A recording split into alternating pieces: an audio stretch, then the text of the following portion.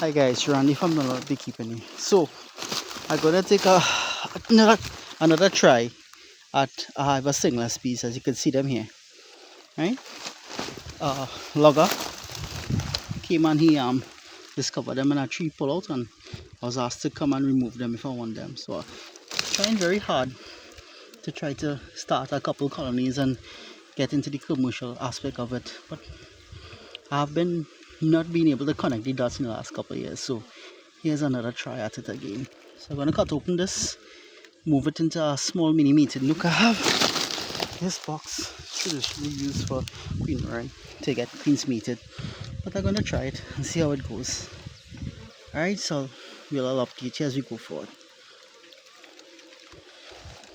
Right, so I cut out the entrance here. This would have been the entrance. As you know, you see the bees still going into it, and this is where they are here. So the cavity is still behind. I try not to mash up the entrance and the comb and whatever. Try my best not to mash it up, but this is what I reach here so far. Pretty awesome.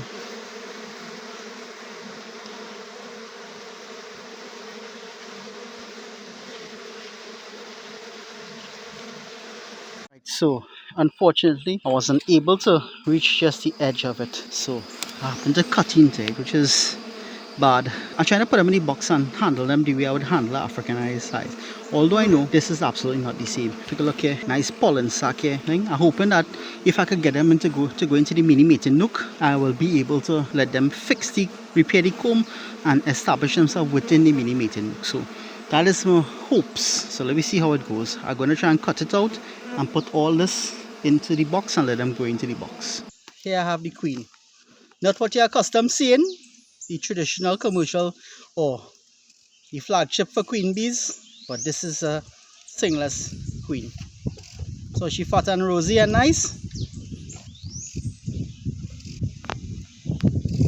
So the hive was bigger than I thought. The whole cavity actually coming down to quite about here, so this is a pretty good hive. We averaged about 2 feet and a couple inches. It's about 2 feet, you can safely say 2 feet. Put them there and they start going in one by one. So that ain't bad. And they start using the top entrance as well.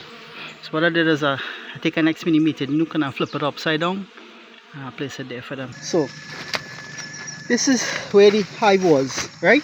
I put it for it to climatize itself with the box, and look how forward fly take over. And even the ants we call the big-head Charlie, look them here. But the forward fly take over, you all can see that? This is what the cavity was.